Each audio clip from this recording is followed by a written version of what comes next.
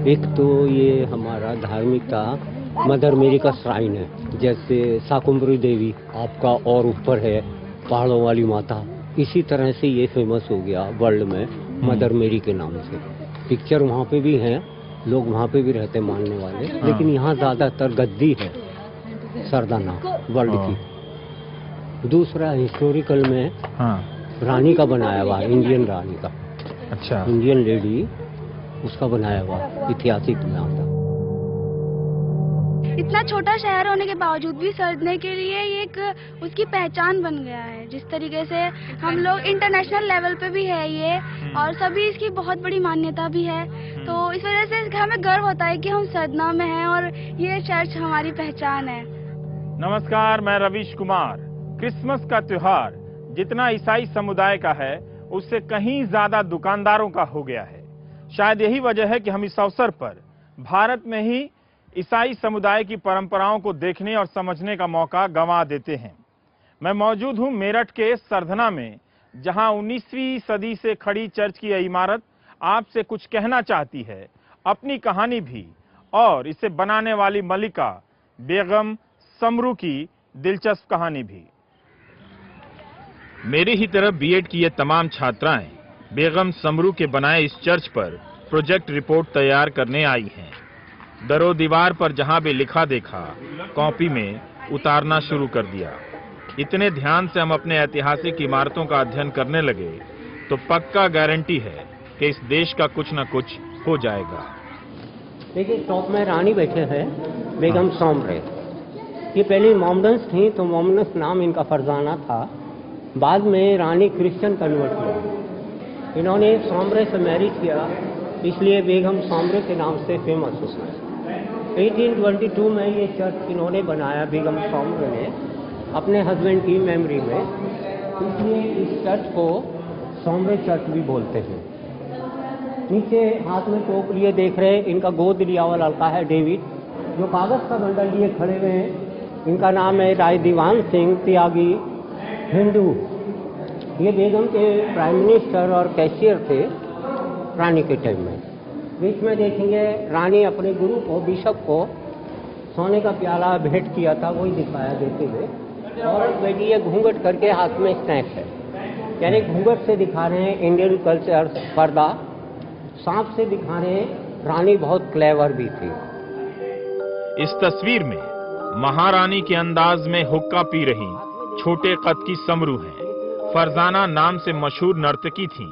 उसी दौरान लग्जमबर्ग से आया भाड़े का एक योद्धा वॉल्टर रेनहार्ट सोमबर का दिल समरू पर आ गया। रेनहार्ट की सेना भाड़े पर बंगाल के नवाब मीर कासिम से लेकर भरतपुर के राजा तक के लिए लड़ चुकी थी। इसकी बहादुरी के अपने किस्से हैं।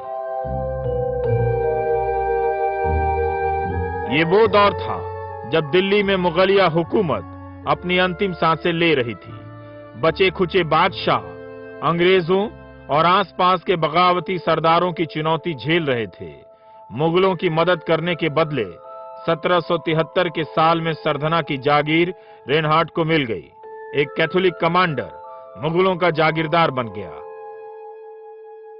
जब समरू साहब 1765 में भरतपुर के राजा जवाहर सिंह के यहां मुलाजिम थे, तो दिल्ली पर कब्जा करते समय फरजाना नाम की इस खूबसूरत बेगम से पहली ही नजर में उनकी आंखें चार हो गईं।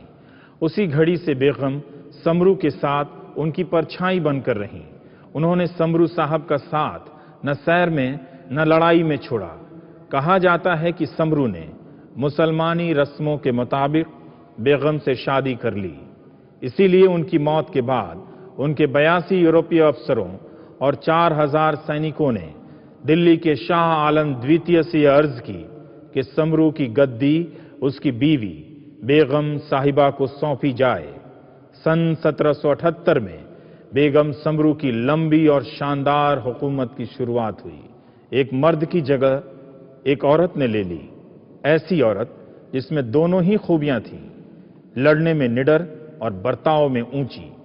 बेगम अपने दोस्तों के लिए रहमदिल और अपने दुश्मनों के लिए कयामत थी।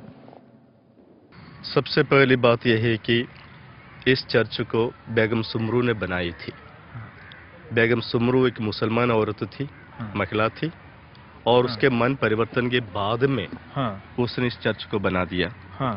और जब हम बेगम सुमरू के मन परिवर्तन के बारे में यानी ईसाई धर्म को ग्रहण करने के बारे में कहते हैं, एक बात याद करने की जरूरत है कि ये अपनी ही मर्जी से धर्म को स्वीकार किया था, ईसाई धर्म को, क्योंकि उस जमाने में शाह आलम द्वितीय दिल्ली में सम्राट थे और बेगम सुमरू भी एक रानी थी सरदाने के। उस समय ईसाई धर्म को ग्रहण करने के लिए उन पर कोई भी दबाव नहीं था, इसलिए अपनी ही मर्जी से सब कुछ समझकर उसने क्रिश्चियन धर्म को स्वीकारा था। अच्छा। और उसके बाद में उसने इस गिरजाघर को बनाया। वो बिल्कुल सेकुलर थी बेगम सुमरू, किसी को भी कैथोलिक बनाने की कोशिश नहीं की। सरधना के लिए सेक्युलरिज्म बाहरी शब्द है। यहाँ आने वाले हिंदू मुस्लिम सब इस चर्च को अपना मानते हैं।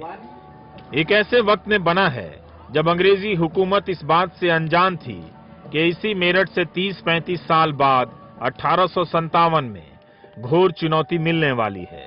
रोमन शैली में बना यह चर्च श्रेष्ठ गिरजाघरों में शामिल है। इसकी भव्यता में अलंकार नहीं है, सादगी है। खंभे रोमन शैली के हैं। भीतर से इसके अलतार को देखने आ जाइए।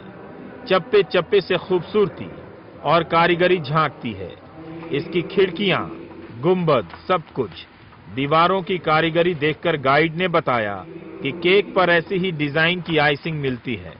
यहाँ बिक रही पुस्तक में तो यह भी लिखा है कि मोतीलाल नेहरू के परनाना समरू के यहाँ दीवान थे। इमारत की ऐतिहासिकता अपनी सादगी में ऐसी उतरती है कि भव्यता का मतलब बदल जाता है। इसके स्ट्रक्चर में तो वैसे क्रूस के शेप में है। अच्छा। वैसे तो बाहर के वरांदे की वजह से हम सोचेंगे कि एक स्क्वायर है, लेकिन स्क्वायर नहीं है।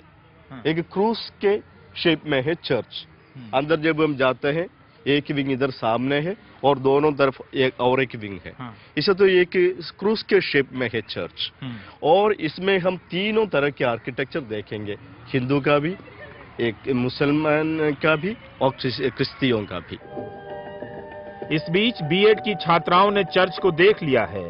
प्रोजेक्ट रिपोर्ट के लिए नोट्स के मटेरियल जुटा लिए गए हैं। अजीब लगा आपको? अच्छा लगा? क्या हो रहा है? बहुत अच्छा लगा। मैंने तो फर्स्ट टाइम ही चर्च देखा है, मैंने कभी चर्च नहीं देखा है। हमारे भी, हाँ जी, मैंने फर्स्ट टाइम देखा है तो काफी बेटर था और इतने फीलिंग्स आ रही थी अंदर जाके। कैसी फीलिंग्स आ रही थी? एकदम मेरे तो रोंगटे से खड़े हो गए थे कि कितना अच्छा सा, अजीब सा, कितने अच्छे, मतलब बता नहीं सकती, इतना अच्छा सा लग रहा था। ऐसा लग रहा था ये मूर्ति हमसे अभी बात कर लेंगी। बहुत अच्छा सा लग रहा था। बुलंदशहर से आया यह मुस्लिम परिवार फैमिली फोटोग्राफ खिंचा रहा है। इस परिवार ने बताया कि वे सिर्फ सरधना का चर्च घूमने के लिए आए थे। सरधना में आए थे चर्च। अच्छा। दिल्ली से चर्च आए थे। तो यहाँ सहारनपुर से आए दोस्तों की इस मंडली ने कहा कि वे चर्च को देखकर प्रसन्न हुए हैं, मन्नत भी मांगी है और मजहबों पर एक मैगी टाइप 2 मिनट वाला लेक्चर भी मुझे दे दिया। ये ठीक है, ये अलग अलग चीजें, हाँ, लेकिन मेन चीज एक ही है, कॉन्टैक्ट एक ही जगह से, सबका कॉन्टैक्ट एक ही जगह से है। वो यहाँ मांग लो, कहीं मंदिर में मांग लो, कहीं मस्जिद में मांग लो, कुछ भी किसी जगह मांग लो। सबा नसीर भी अपनी बहनों के साथ इस चर्च में आई हैं। कहती हैं कि जब भी कोई रिश्तेदार बाहर से आता है वो यहाँ ले आती है। मजहब से कोई फर्क नहीं पड़ता, ये चर्च हमारी पहचान है। हम यहाँ प्रार्थना करने भी आती हैं। तो जब भी थोड़ा सा मन उदास होता है, कुछ भी होता था, तो शांति के लिए हम यहीं आते थे, प्रेयर करते थे। दिन में आके बहुत मजा आता था। कोई घर में नहीं कहता हाँ तुम मुसलमान हो, गिरजे में कैसे चली गई। घर का माहौल हमारा बिल्कुल भी ऐसा नहीं है कि कहेंगी कि तुम ऐसा क्यों कर रहे हो, बल्कि जैसे यहाँ तो मैं बुर्का ओढ़ के खड़ी हूँ। कॉलेज में पैंट शर्ट में ही जाती हूँ, विदाउट एनीथिंग। अच्छा। नकाब कुछ नहीं, ऐसे ही। सरधना में बेगम समरू की हुकूमत 55 साल तक कायम रही। 83 साल की उम्र में निधन हुआ। पूरे परिसर में रेनॉल्ड सांबर की तस्वीर दिखती है, न मूर्ति। यह इमारत सेंट जॉन सेमिनरी है, किसी ब्रिटिश गेस्ट हाउस जैसा है। कहते हैं मराठा सरदार से समरू ने यह महल खरीदा था। यहाँ उनका तहखाना भी है, जहाँ गर्मियों में वो राजकाज किया करती थी। इस इमारत की यहाँ पर कोई पुष्ट जानकारी तो उपलब्ध नहीं है, मगर कहते हैं कि 300 साल पुरानी इमारत है और इसमें बेगम समरू ने अपनी जिंदगी के सबसे ज्यादा वक्त बिताए हैं।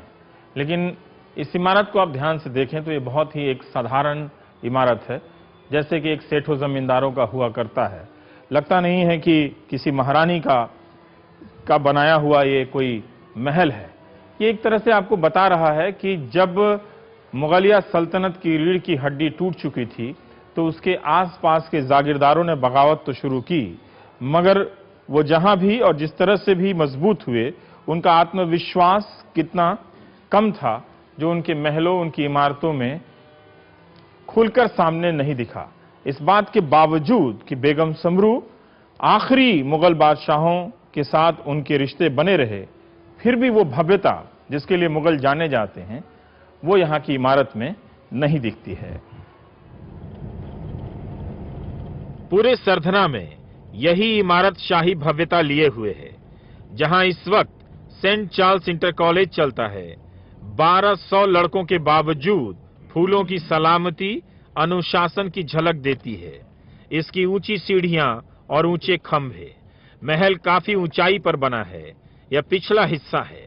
ब्रदर ने बताया कि सामने से महल को देखिए, हम चले आए इस तरफ, सीढ़ियों की संख्या बढ़ गई है। रानी अपने आखिरी दिनों में सत्ता की स्थिरता को लेकर आश्वस्त हो चुकी होंगी। ये कॉलेज है, जैसे कि छोटे शहरों में अक्सर कॉलेजों में इस तरह के संदेशों की अहमियत होती है। पर एक है कि यहां पर आकर ऐसा लगता है कि बेगम समरू अपनी सत्ता के आखिरी दिनों में काफी मजबूत हो गई थी और उन्हें शायद ये लगने लगा होगा कि हाँ, अब वो भी एक हुकूमत की बादशाह हैं, तो उसकी झलक इस इमारत में आपको दिख सकती है कि थोड़ी, हालांकि अभी भी एक किले जैसा नहीं है, किसी जागीरदार के सराय खाने जैसा ही मुझे लग रहा है, लेकिन फिर भी इसके मजबूत खंभे जो हैं बड़े और इसकी जो गलियारा है वो काफी चौड़ा है। यह महल गिरजा बन जाने के बाद शुरू हुआ और 1835 में तैयार हो गया। बेगम इस नए महल में सिर्फ 1 साल तक रहीं। एक किताब में लिखा है कि पूरी तरह से संगमरमर का बना हुआ इसके नीचे एक तहखाना भी है और एक अजीब सी बात लिखी है कि इनके कमरों में लगे शीशे के टुकड़े करीब करीब सभी तोड़कर निकाल लिए गए। ये सीधे सीधे लोगों के बीच चली आ रही उस परंपरा का नतीजा है जो ये कहती है कि इन शीशों में अपनी सूरत देखने से घेघे की बीमारी ठीक हो जाती है। ये और बात है कि सरधना की असली बीमारी तो आज तक ठीक नहीं हुई, गंदगी और बदहाली की बीमारी ब्रेक के बाद।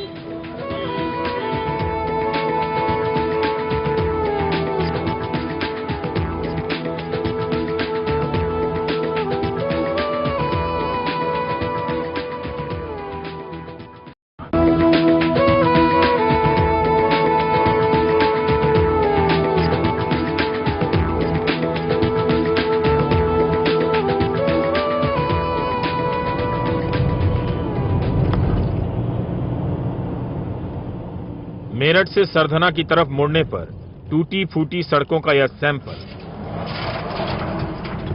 सारी सरकारें विकास की कस्में खाती हैं। आजकल कस्में खाना भी फैशन है।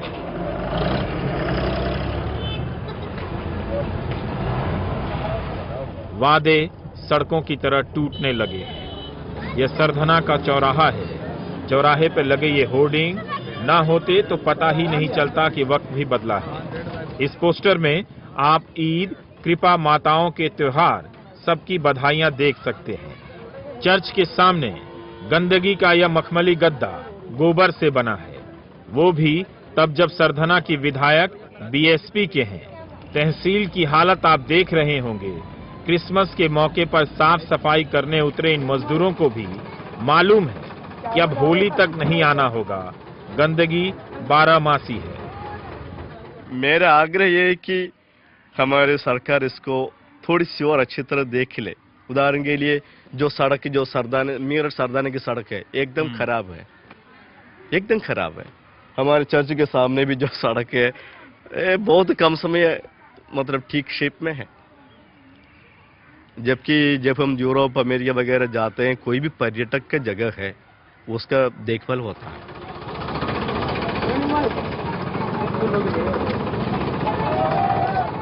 यहाँ मैं तो पर गंदगी कितनी थी, आओ देख लो आप, जिन जगह आपको आओगे कितनी गंदगी है वो है ना। तो विदेशी आम है और गंदा नाम हो।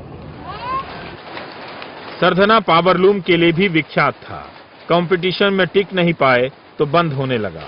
व्यापारी आदतन सरकार को कोस लेते हैं। यहाँ के मुस्लिम कारीगर अपने पारंपरिक धंधे से दूर जा चुके हैं। करीब 2-3 हजार तो मशीनें यहाँ केवल सरधने लोकल में ही थी, और जो व्यूवर्स हैं वो उनकी अलग थी। एक यार्न बहुत ज्यादा तेज हो गया, मशीनें कम हो गई हैं। हाँ जी, अभी तो काफी दिक्कत आ रही है माल बिकने में भी और बनाने में भी। बस सरधने की तो पहचान जी सिर्फ चर्च है, और मेरे ख्याल से पावरलूम में तो ऐसी कोई बात नहीं है कि जो मशहूर हो इसमें कोई वैरायटी। बिजली नहीं आती है। यह कारखाना जनरेटर से चल रहा है। इस देश की तरक्की में जनरेटर के योगदान को किसी ने नहीं सराहा है। हवा और ध्वनि का प्रदूषण फैलाने वाले ये जनरेटर न होते तो कई शहर अंधेरे में डूब गए होते। सरधना की क्या औकात। सबा नसीर कहती हैं, शाम की पढ़ाई नहीं हो पाती। यहाँ पर लाइट बहुत ही मुश्किल से आती है, सिर्फ 14 आवर्स ऐसा आती है, इसीलिए तो इतने में तो चल नहीं सकती ना पावरलूम। पढ़ाई पे भी नुकसान होता होगा। पढ़ाई पे भी बहुत नुकसान होता है। बस ये है कि जनरेटर है, इन्वर्टर्स हैं, तो इस वजह से बहुत प्रॉब्लम होती है। इनफैक्ट हम लोग सुबह 5 बजे उठकर कॉलेज जाते हैं। 9:30 का हमारा कॉलेज है, उससे पहले ट्यूशन है, कोचिंग है हमारी, तो उसके बाद फिर हम शाम को ही 5 बजे आते हैं घर से। तो इतने आते आते अंधेरा हो जाता है सर्दियों में। इसका मतलब यह नहीं कि सरधना दुखड़ा रो रहा है। यह पॉपकॉर्न वाला जानता है बिजली नहीं आएगी, इसलिए छोटे सिलेंडर और बैटरी से चलाने का जुगाड़ कर लिया है। 8,000 रुपए की मशीन है और 2 रुपए का पॉपकॉर्न। पॉपकॉर्न जो आपके मल्टीप्लेक्स में मिलता है, उसको बनाने के लिए इन्होंने क्या किया है, बैटरी से गाना और गैस, और इसमें होता है, ये बैटरी से भी चलता है। हाँ, तो ये बैटरी और गैस दोनों से चलता है ना। छोटा गैस का सिलेंडर है और वहाँ बैटरी है, जिससे ये पॉपकॉर्न आपका बन के निकल जाता है। हाँ। चर्च की छत से सरधना की बेतरतीब इमारतें सुपर पावर इंडिया में अपनी जगह बनाने के लिए कुहनी से धक्के मार रही हैं। मंदिर और मस्जिद की दीवारें, अजान की आती आवाज, संस्कृतियां घुलती मिलती रहती हैं। क्रिसमस मुबारक, नया साल मुबारक।